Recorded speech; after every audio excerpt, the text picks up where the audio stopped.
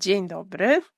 Witamy w kolejnym odcinku podcastu, wideokastu Ashoki, a co mnie to obchodzi, w którym staramy się prezentować świat, w którym jest więcej rozwiązań niż problemów, bo do takiego świata dążymy jako Ashoka. I dzisiaj moją gościnią jest Joanna Talewicz, antropolożka, prezeska Fundacji Strona Dialogu. Cześć, Joanno. Cześć, dzień dobry. I członkini społeczności Ashoki. Oczywiście, jak właściwie wszyscy goście i gościnie naszego podcastu dotychczas.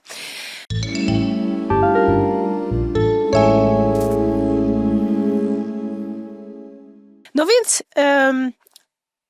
pierwsze, powiedziałabym, że prawie tradycyjne pytanie w tym podcaście brzmi: dlaczego w ogóle powinno mnie obchodzić, jak się mają Romowie i Romki? Co mnie to obchodzi, jak oni żyją? Dlaczego powinno cię to obchodzić? No moim zdaniem dlatego, że jesteś Polką i wiem, czym się zajmujesz, więc zakładam, a niemalże jestem pewna na 1,000,000%, że interesuje cię Polska. Mhm. A Romowie i Romki to także Polki i Polacy, to część społeczeństwa polskiego, więc to, jak będzie się żyło społeczności romskiej w Polsce, ma realny i znaczący wpływ na to, w jakiej kondycji jest nasz kraj, jeżeli chodzi o różne obszary, na przykład poziom bezrobocia, edukacji itd., ale też bardzo dużo o nas mówi. Mówię o nas, czyli o społeczeństwie polskim, o naszej empatii, ale także o tym, jak dbamy o nasz kraj i o jego przyszłość. Czyli ze względów wizerunkowych? Nie, ze względów też bardzo praktycznych i pragmatycznych, po prostu. Chcemy żyć w kraju, który się rozwija, w którym ludzie są szczęśliwi, w którym jest bezpiecznie, w którym obszarów wykluczenia, ubóstwa i tego wszystkiego, co wpływa też na nasz dobrostan, jest mniej. Znajdujemy odpowiedzi na problemy, które nurtują nas, Polki i Polaków. W związku z tym absolutnie to nie jest wizerunek, tylko to jest praktyczny powód, który wpływa na twoje, na moje życie. To nie jest kwestia romska, tylko to jest kwestia polska. Okej. No ale przekonałam cię? Jeszcze nie. Oczywiście osoby, które już oglądały jakikolwiek odcinek tego podcastu, wiedzą, że jestem dosyć słaba w udawaniu, że tematy, którymi zajmują się członkowie i członkini Ashoki, mnie nie obchodzą. No ale załóżmy, że cię pomęczę dalej. To znaczy, dobra, no to skoro to jest kwestia po prostu Polski i obywatelek i obywateli, no to dlaczego ta grupa zasługuje na jakąś szczególną uwagę? Wiesz, żyjemy w kraju, w którym pewne granice też są zaznaczone nie tylko przez wartości, ale też przez prawo, przez nasze uczestnictwo i zobowiązania, które podpisaliśmy i do których się zobowiązaliśmy. Myślę sobie o naszym członkostwie na przykład w Unii Europejskiej, z którego jesteśmy dumni i dumne i dla której to organizacji międzynarodowej także kwestie równości są integralną częścią. W związku z tym, żebyśmy mogli mówić o równości w Polsce, to musimy wziąć pod uwagę, że nie wszystkie grupy, które są i tworzą nasz kraj, mają ten sam punkt startu. Mamy różne historyczne doświadczenia, które spowodowały, że po prostu niektórym grupom jest trudniej. Taką grupą są kobiety, dlatego ważne były parytety, żeby wyrównać te dysproporcje na przykład, tak? I na pewno jedną z takich grup jest społeczność romska, gdzie kiedy diagnozujemy sobie sytuację i te dysproporcje są widoczne, no to żebyśmy mogli realizować zasadę równości, żebyśmy mogli mówić o równym starcie, to musimy zresztą, dodajmy, zasadę równości. Tak, to musimy te różnice po prostu wyrównać i dlatego potrzebujemy rozwiązań, o których też w tym podcaście rozmawiamy i rozmawiasz także ty z osobami, które gościsz tutaj. Szukać rozwiązań i wdrażać te rozwiązania, aby o tej równości rzeczywiście w takim sensie praktycznym, a nie tylko teoretycznym rozmawiać i żeby to się stało faktem, a nie tylko jakimś utartym tym sloganem, który w ogóle nie ma jakiegoś praktycznego przełożenia. Mhm. Czyli mówisz, że powinno mnie to obchodzić, ponieważ jest to grupa, która ze względów historycznych ma gorszy start, ma gorsze wejście w takie pełne, dobre życie w Polsce. No i jeżeli chcemy, żeby w ogóle społeczeństwo polskie było przyjemnym społeczeństwem do życia, takim, w którym chcemy żyć, w którym jest bezpiecznie, w miarę dostatnio, gdzie też godność ludzi jest szanowana, to powinniśmy się zajmować też dobrostanem mniejszości. Powinniśmy się rozglądać wokół siebie i widzieć ludzi, a nie tylko jakieś historie, które o nich słyszymy. Nie po to, żeby im współczuć, tylko po to, żeby rzeczywiście wspólnie też zadbać o to, żebyśmy mogli żyć nie tylko obok siebie, ale z sobą i żebyśmy mogli się czuć tak dokładnie, jak mówisz. No właśnie, bo to jest w ogóle strasznie ważne, co powiedziałaś, myślę, dlatego że wydaje mi się, że Romowie i Romki to jest taka grupa, wobec której jest bardzo dużo tych zasłyszanych historii. W ogóle bardzo często myślę, dyskryminacja opiera się na tym, że budujemy sobie jakiś stereotyp właśnie oparty na usłyszanych historiach, no i potem uogólniamy i przekładamy ten stereotyp na całą społeczność. To i w ten sposób właściwie zaczyna się dyskryminacja, bo tak jak mówisz, nie widzimy człowieka, tylko tę zasłyszaną historię. Rozmawiamy pod koniec października 2025. Ruszyliście właśnie z kampanią chyba na temat tych historii. Powiesz coś więcej, proszę?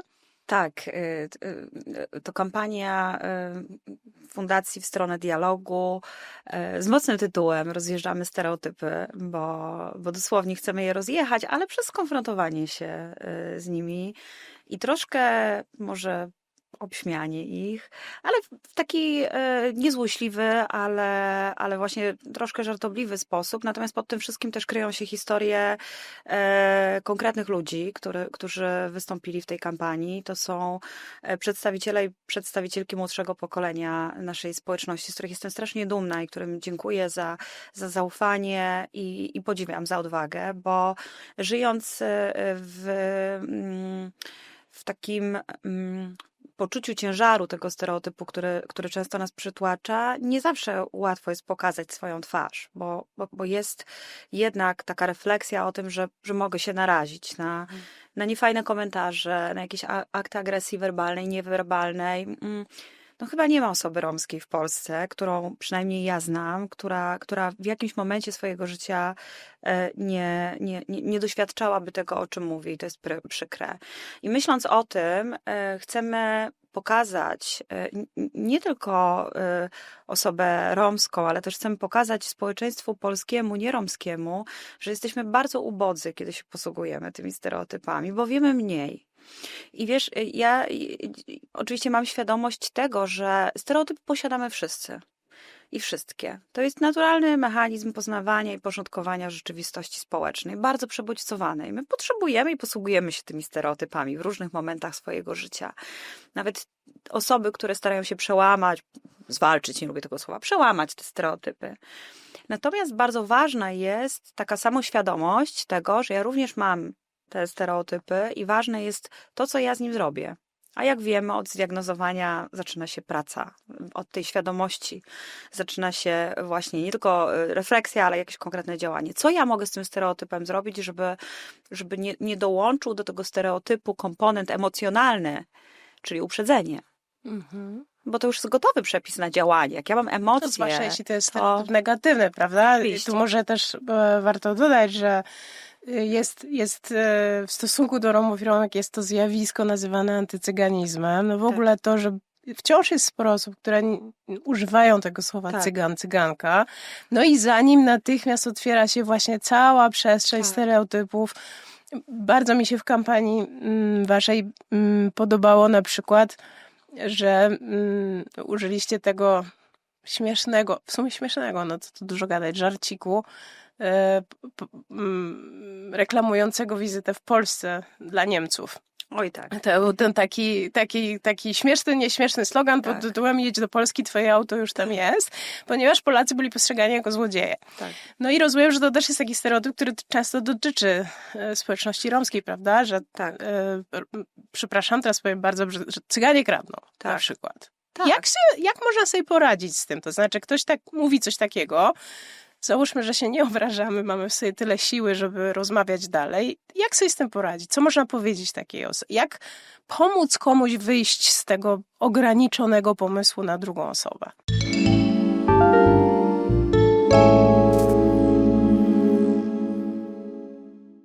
No wiesz, ja mam w sobie tą gotowość do tłumaczenia, aczkolwiek wiesz, no jak jestem z moją ciocią w dużym markecie i spaceruje za nami ochroniarz, no to nie ukrywam, że też mi towarzyszą jakieś emocje i czasami jestem mało sympatyczna. Budzi się we mnie taka, wiesz, mała Asia, On wam która tupie towarzyszy, nogami. bo co? Bo Chodzi za nami, no bo... jakoś wyglądacie, tak? Tak, bo jakoś wyglądamy. Jak wchodzę do tego samego sklepu w garniturze, to już nie chodzi, wiesz. Więc to jest też właśnie taka kwestia naprawdę wielkiego absurdu. To znaczy, jak można wierzyć w to, w dzisiejszych czasach, w XXI wieku, po doświadczenie wojny i Holokaustu, a to nie chodzi tylko o to doświadczenie, tylko też o całą masę badań i narracji, które dzisiaj są dostępne, że nie ma związku i nie ma wpływu na nasze zachowanie to, jaki mamy kolor oczu, włosu, skóry i to, kim się rodzimy, tak? W sensie etnicznym. Tak. Tak samo jak nie ma wpływu na to, czy będziemy kraść samochody, czy lody w sklepie, to, że jesteśmy Polakami i Polkami. I my, odwołując się też do tego doświadczenia naszego wspólnego polskiego, bo jestem również Polką, przecież jedno drugiego nie wyklucza, pokazujemy też, albo staramy się otworzyć empatię, bo to jest tak absurdalne. Jak my się czujemy jako Polki, kiedy ktoś mówi nam takie rzeczy? Wystarczy popatrzeć na badania, które były publikowane, na przykład o wizerunku Polek i Polaków w Wielkiej Brytanii, tak? Przez uniwersytety polskie i brytyjskie. No kto się identyfikuje z takim wizerunkiem, który gdzieś tam jest tam przypisany przez te stereotypy? Prostej osoby, prostej. przeklinającej, pijącej dużo alkoholu. Łatwej kobiety, dla łatwej której awans kobiety. społeczny wiąże się z tym, że będzie żoną Brytyjczyka. To, Tak. wiesz, no jakby takie obiegowe opinie krążą, ten polski hydraulik, tak? Protestujemy, jak się nas, Polki i Polaków, prezentuje w różnych medialnych przekazach na Zachodzie, jak jesteśmy w serialach jakieś, prawda, pokazani. Był chyba taki serial, o ile dobrze pamiętam, ale wiem, że jest fact-checking, więc sprawdzicie to. On był chyba w Norwegii i była bardzo głośna taka dyskusja o tym, że znowu Polki i Polacy pokazani są w taki sposób właśnie, że taka klasa, wiesz, robotnicza w niekoniecznie pozytywnym znaczeniu tego słowa i właśnie ten alkohol, wiesz, to takie typowe stereotypy Polaków na Zachodzie, no nie? I Polek. I była bardzo taka właśnie gorąca dyskusja, że to jest niesprawiedliwe, że to powiela stereotypy, że Polska już taka nie jest i tak dalej, że to bardzo negatywnie na nas wpływa. I ja mogę powiedzieć to samo o tej drugiej części mojej tożsamości. To też nie fajnie wpływa na nas. Jeszcze ja jako osoba dorosła dzisiaj mam narzędzia, żeby sobie z tym radzić, ale jako dziecko nie miałam. I też jakby to, czym się zajmujemy w fundacji, to jak chcemy działać tą kampanią i to, czym się zajmuję też ja osobiście, bo mogę odwołać się do swojego doświadczenia, to jest też jakby działanie, które ma spowodować, że te dzieci będą jak najmniej czuły się w taki sposób, jak ja się czułam, albo jak czuły się osoby, które wzięły udział w kampanii, bo też wczoraj o tym podczas dyskusji, którą mieliśmy o tej kampanii opowiadały i też wszyscy zgodnie stwierdziłyśmy, że byłoby fantastycznie, gdybyśmy cofnęli się do czasu naszego dzieciństwa i gdyby w naszej szkole i w naszej klasie pokazano taką kampanię. I chcemy dostarczyć tych narzędzi, bo ja wierzę bardzo mocno i to wynika też z moich doświadczeń, że wspaniałych mamy nauczycieli i nauczycielki i jesteśmy w stanie zbudować szkołę, która opiera się na szacunku, poczuciu bezpieczeństwa wszystkich dzieci. Tylko potrzebujemy więcej narzędzi i potrzebujemy więcej współpracy i wychodzimy temu naprzeciw, bo rozwiązania systemowe są bardzo ważne i my też do tego dążymy, ale nie mamy czasu, żeby czekać, bo kolejne pokolenia dzieciaków nie czują się przynależne, a bardzo trudno wyjść z miejsca, w którym cię nie chcą a masz na to ochotę, masz na to ochotę. ale jeżeli to jest szkoła, to musisz w nim być. I to ma swoje konsekwencje. Więc to jest to są działania, które mają pomóc nam wszystkim. Bo dzięki temu my wszyscy, także rodzice dzieci, będą czuły się lepiej, wiedząc, że ich dzieci są bezpieczne, że nie ma nikogo, i tu znowu odwołam się do wstrętnego stereotypu, kto zaniża poziom w szkole albo w klasie, bo te dzieci są takie, A bo te śmakie dzieci i owate. zaniżają Tak. poziom. Tak, to jest w ogóle ciekawe. Ten argument jest w ogóle używany wobec różnych mniejszości, bo również kiedy dzieci z Ukrainy, które uciekały przed wojną, pojawiały się w szkołach, ten argument też się pojawiał. Ja nie Dzieci użyłabym Agat zaniżają- czasu przyszłego. On się pojawia wciąż. Tak, Niestety. oczywiście. Tak. Że właśnie ktoś zaniża poziom. Tak, zaniża poziom. Tymczasem, no wiesz, można powiedzieć, no to polskie dzieci też zaniżają w takim razie poziom.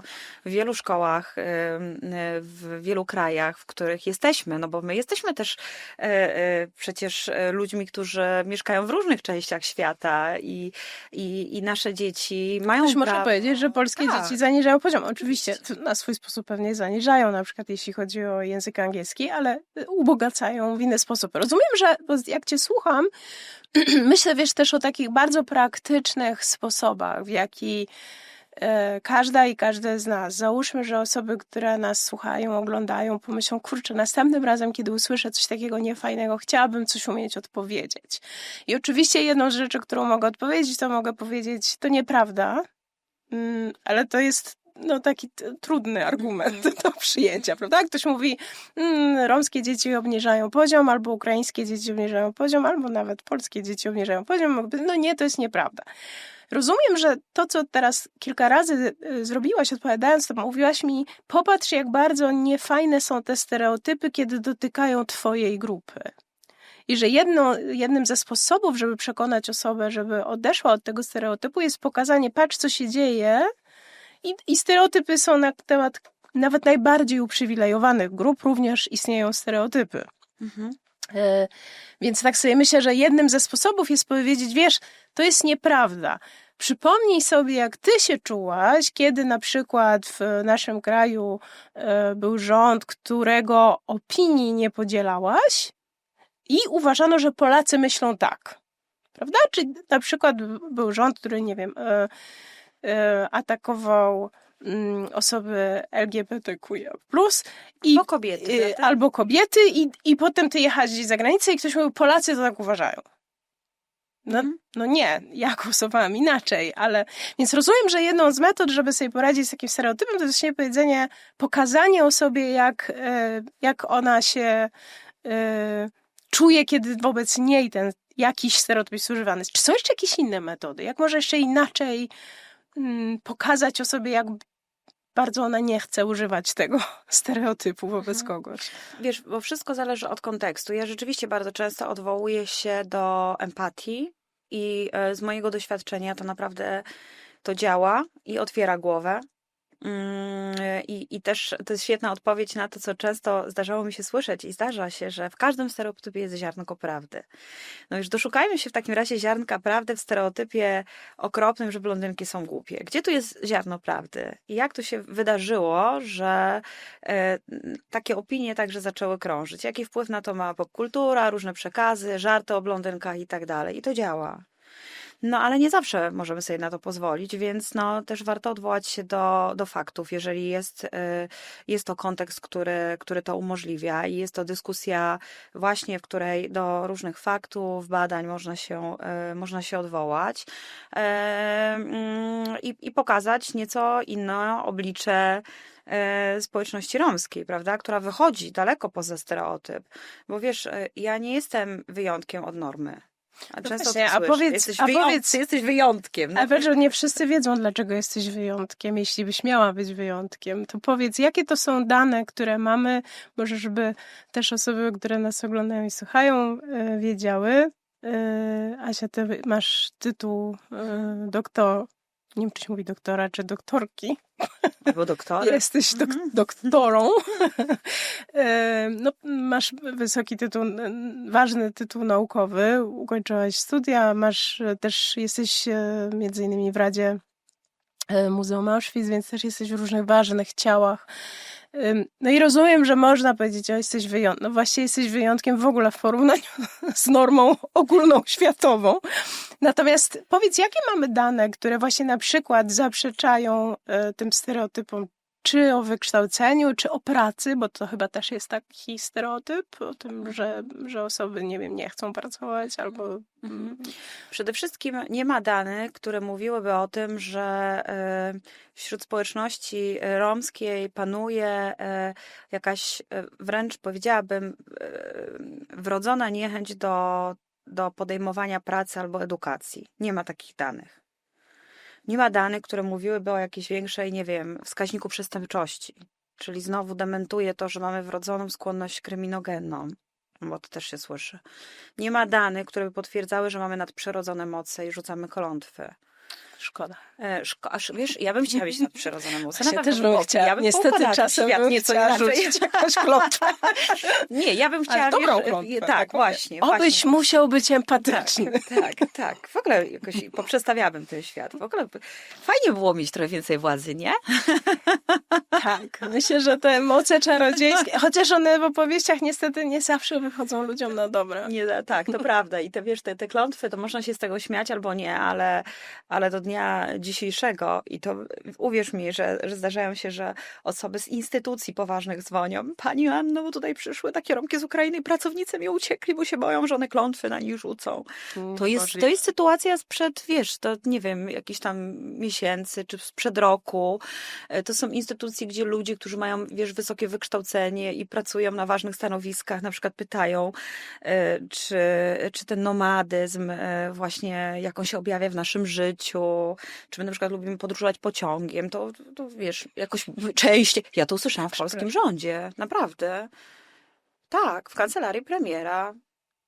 Nie Czy będę ty mówić lubisz podróżować pociągiem? Ja wolę samolotem, to odpowiedziałam, że nie mam jakiego po prostu... Bo... Twój nomadyzm wyraża się w lataniu W lataniu samolotem na to wychodzi. Smutne było to, że ktoś mnie zapytał o to, wiesz, w takim kontekście, dlaczego Romom ukraińskim jest tak przykro, że muszą mieszkać w Polsce. No przecież dla nomadów to nie ma znaczenia, czy są w Polsce, czy w Ukrainie. Zatkało mnie po prostu wtedy, kiedy odpowiedziałam, że absolutnie nie jesteśmy żadnymi nomadami, nomadkami. I właśnie przeczą temu fakty. A propos 30 około procent Romów i Romek prowadziło wędrowny tryb życia. I wiesz, dzisiaj dodajmy od razu, żeby uzupełnić, jeżeli 30 prowadziło wędrowny tryb życia, to 70 prowadziło osiadły. Osiadły tryb życia. Nie wszystkie społeczności romskie są nomadyczne. Dzisiaj to jest około niespełna 2%, więc no na miłość boską, o czym my mówimy. Więc wiesz, to się wydaje takie niby zabawne i coś, co w ogóle nie przystaje do naszego współczesnego świata i myślenia, a jednak. Ale to nie jest w ogóle zabawne. I to jest straszne. I dlatego o tym mówię, że to w ogóle nie jest zabawne. To nie jest jakiś żart i melodia przeszłości, tylko to są pytania i opinie obiegowe, które dzisiaj wciąż o nas gdzieś tam krążą i funkcjonują. Więc jeżeli my jesteśmy taką rzekomą społecznością, no to ja się nie dziwię, że ludzie mogą czuć dyskomfort, kiedy pojawiamy się obok, no bo czują wtedy lęk, prawda, który uruchamia te stereotypy i te wszystkie negatywne także mechanizmy, o których dyskutujemy. Wiesz, badania też mówią o tym, odwołam się do polskich badań i powiem o negatywnych aspektach, bo one też dużo mówią o tym, jak funkcjonuje społeczność romska i dlaczego. Badania, które dotyczą poziomu uprzedzeń i publikuje je między innymi Centrum Badań nad Uprzedzeniami z profesorem Michałem Bilewiczem, jego zespołem na czele. I tam możemy też z tych badań dowiedzieć się, że w ogóle 72% Polek i Polaków na przykład nie zna, tak wynika z ich badań, osoby ze społeczności romskiej.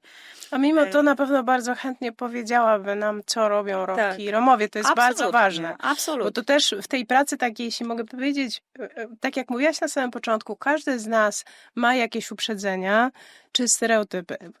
Gdybyśmy ze wszystkim cały czas negocjowali, to byśmy po prostu zwariowali, więc my musimy mieć te skróty myślowe. Oczywiście. Natomiast bardzo ważne jest, żeby pracować z nimi. Ja myślę, że to, co jest super ważne w tym, co powiedziałaś też jako takie praktyczne zadanie dla każdego i każdej z nas, to jest właśnie zastanowić się czasami, czy to, co ja teraz pomyślałam, czy to, co ja poczułam, to jestem ja, Czy to jest jakiś mechanizm? Czy to jest coś, co ja miałam wpisane? Tak. Właśnie na zasadzie, o, widzę taką osobę, to ona pewnie coś.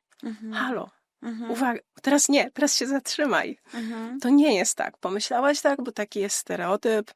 Tak. Poczekaj. I też wydaje mi się, że ważna jest refleksja taka, wiesz, autokrytyczna, jak bardzo absurdalne jest to, że wciąż wierzymy właśnie, że kolor włosów, oczu czy skóry, czy to, że się rodzimy Polakami, Wietnamkami, czy Romami i Romkami ma wpływ na nasze zachowania. Wiesz, nie chcę też powiedzieć, że w ogóle nie ma, ale odniosę raczej nie do samego pochodzenia na przykład, tylko do otoczenia społecznego. I też badania, wrócę znowu do tego wątku Agencji Praw Podstawowych Unii Europejskiej, które są jakoś cyklicznie w miarę publikowane, potwierdzają, jak wysoki jest poziom wykluczenia społecznego, ubóstwa i tym samym także, albo obok tego, dyskryminacji społeczności romskiej. Ile osób kładzie się spać bez posiłku? Ile się dzieje, ile osób nie ma dostępu do elektryczności. Mówię o osobach, które żyją we współczesnej Europie, nie w ubogich krajach afrykańskich czy azjatyckich, które mogą być kojarzone z wyższym poziomem ubóstwa. I dzisiaj ja bardzo mocno też podkreślam w swojej pracy to, że dopóki nie będziemy wyciągać społeczności, w tym romskiej, z obszarów ubóstwa, to nie osiągniemy żadnych pozytywnych efektów, bo to otoczenie społeczne lepi z nas człowieka i jednostkę. Nie nasza kultura, pochodzenie czy kolor skóry, tylko to, w jaki sposób żyjemy, funkcjonujemy i czy mamy dostęp do usług, czy mamy ten sam właśnie start, o którym mówiłam.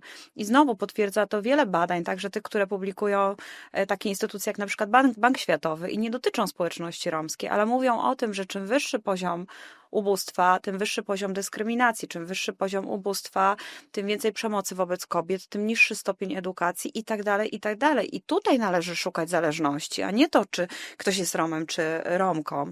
Bo jak pójdziemy do ubogich, wiesz, dzielnic, spotkamy ubogie społeczności dotknięte problemem ubóstwa, to zobaczymy, że łączą pewne mechanizmy, że to są te mechanizmy łączące społeczności, w tym wypadku romskie, z innymi. I to jest bardzo, bardzo ważne, żeby nie mylić kultury i pochodzenia, czy etniczności w tym wypadku z tym, jak się ludzie zachowują, jacy są i tak dalej.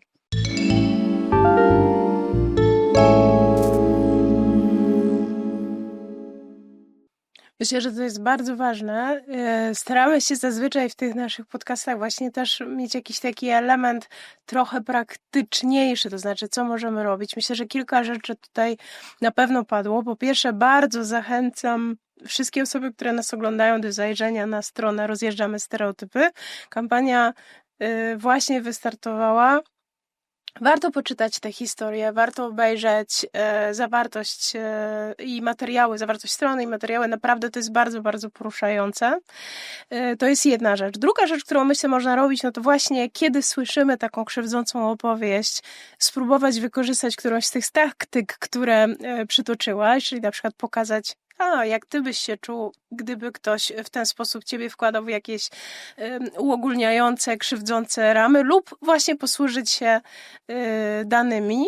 No i myślę, że taka ostatnia rzecz to jest ćwiczenie, które musimy robić same i sami, czyli właśnie zastanowić się, czy ta moja reakcja to ona jest oparta na tym, co ja naprawdę wiem, czy ona jest oparta na jakimś odruchu, mechanizmie, który, uwaga, no tak jak powiedziałaś, no bardzo dużo tego, kim jesteśmy, wynika z tego, jak byliśmy socjalizowani, znaczy gdzie wyrastaliśmy, jakie mieliśmy doświadczenia jako dzieci czy młode osoby i później też. No i bardzo często, jeśli słyszeliśmy dużo opowieści o tym, że Polacy kradną, to będziemy wierzyli, że Polacy kradną i może następnym razem, jak spotkamy jakiegoś Polaka albo Polkę, na przykład tu w studio jest kilka takich osób, to ja nie pomyślę, że kradniecie.